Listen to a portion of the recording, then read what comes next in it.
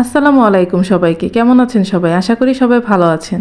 আবারও চলে আসলাম আপনাদের মাঝে নতুন আরও একটি রেসিপি নিয়ে। আজকে আমি আপনাদের তৈরি করে দেখাবো খুব সহজে ইলিশ পোলাও। এই ইলিশ পোলাওটি তৈরি করতে সহজ হলেও খেতে কিন্তু দারুণ সুস্বাদু হয়ে থাকে। তাহলে চলুন রেসিপিটি শুরু করা যাক।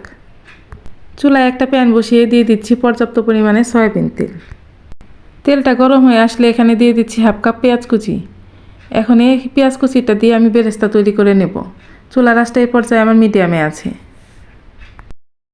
পেঁয়াজটা কিছুক্ষণ ভেজে নেওয়ার ফলে পেঁয়াজটা নরম হয়ে এসছে।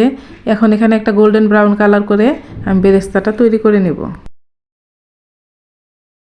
বেরেস্তাটা তৈরি হয়ে গেছে। এখন আমি একটা ছাঁকনির সাহায্যে তেল ঝরিয়ে উঠিয়ে নিচ্ছি। এখন আমি ওই একই তেলে দিয়ে দিচ্ছি 1/3 কাপ পেঁয়াজ বাটা। দিয়ে একটা খুন্তির সাহায্যে খুব ভালোভাবে নেড়ে চেড়ে নিচ্ছি। এখানে আরও অ্যাড করে দিচ্ছি 2 টেবিল চামচ আদা রসুন বাটা, 1 চা চামচ কাঁচামরিচ বাটা, দিয়ে দিচ্ছি স্বাদ মতো লবণ। এখানে দিয়ে দিচ্ছি 2 চা চামচ লাল মরিচের গুঁড়া, দিয়ে দিচ্ছি 1 চা চামচ ধনিয়া গুঁড়া, আর এখানে আমি অ্যাড করেছিলাম জিরার গুঁড়া, এটা স্কিপ হয়ে গেছে, আপনারা 1 চা চামচ জিরার গুঁড়া অ্যাড করে নেবেন। এখন আমি ভালোভাবে নেড়ে চেড়ে নিচ্ছি।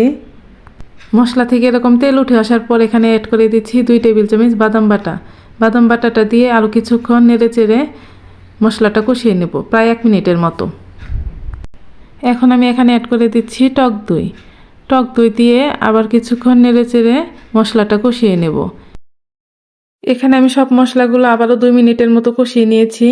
এতে করে কিন্তু মশলা থেকে সুন্দর একটা স্মেল আসছে। এখানে আর কোনো কাঁচা গন্ধ নেই। এখন আমি একে একে মাছগুলো দিয়ে দিব।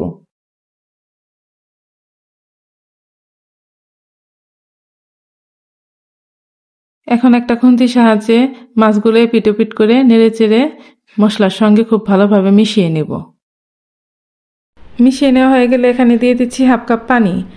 এখানে আরও দিয়ে দিচ্ছি কিছুটা সরিষার তেল। ইলিশ মাছ কিন্তু সরিষার তেল ছাড়া ভাবাই যায় না। এই সরিষার তেলটা দেওয়ার ফলে খুব সুন্দর একটা গ্রান আসবে। এখন একটা ঢাকনা দিয়ে ঢেকে 2 মিনিটের মতো মাছটা কষিয়ে নেব। এখানে কিছুটা আস্ত কাঁচামরিচ অ্যাড করে দিচ্ছি, প্রায় 6 থেকে 7টার মতো।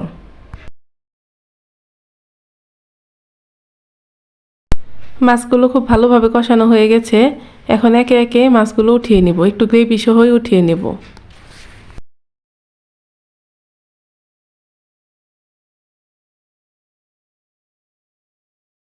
সবগুলো মাছ উঠিয়ে নেওয়া হয়ে গেছে। এখন একটু গ্রেভি উঠিয়ে নিব।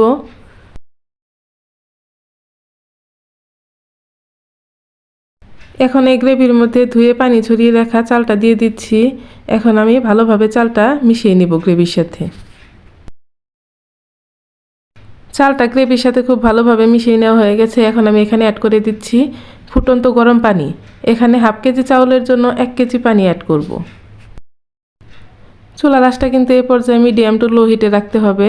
এখন একটা খুন্তির সাহায্যে নেড়ে চেড়ে দিলাম। এখন ঢেকে আমি জাল করে নেব। ফিরে আসলাম পানিটা টেনে নেওয়ার পর। দেখতেই পাচ্ছেন পানিটা একদম টেনে নিয়েছে। এখন আমি একটা খুন্তির সাহায্যে ভালোভাবে নেড়ে চেড়ে নেব।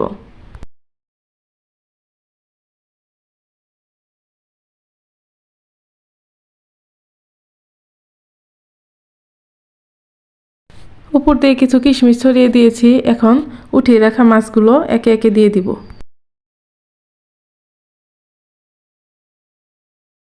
গ্রেভিটা যে উঠিয়ে রেখেছিলাম ওটাও মাঝে মাঝে দিয়ে দিচ্ছি। এখন ভেজে রাখা বেরেস্তাগুলো উপরে দিয়ে দিচ্ছি। এতে করে খুব সুন্দর একটা সুরঘ্রাণ আসবে। দিয়ে একটা ঢাকনা দিয়ে ঢেকে 10 মিনিটের মতো দমে রেখে দেব। এই পর্যায়ে কিন্তু চুলার আঁচটা একদম লোতে থাকবে। ফিরে আসলাম 10 মিনিট পর। তো দেখতেই পাচ্ছেন এখানে আমার ইলিশ পোলাওটা একদম পারফেক্টভাবে তৈরি হয়ে গেছে। আমার এই ইলিশ পোলাওয়ের রেসিপিটি ফলো করে যদি বাসায় তৈরি করেন ইনশাআল্লাহ নিরাশ হবেন না। সবাই একবার হলেও ট্রাই করবেন। তো আমার এই আজকের রেসিপিটি যদি ভালো লেগে থাকে তাহলে অবশ্যই একটি লাইক দিয়ে আমার পাশে থাকবেন। আর যারা নতুন দেখছেন চ্যানেলটি সাবস্ক্রাইব করে আমার পাশে থাকবেন ও ভিডিওটি শেয়ার করে অন্যকে দেখার সুযোগ করে দেবেন। ধন্যবাদ সবাইকে। আল্লাহ হাফেজ। দেখা হবে নেক্সট ভিডিওতে।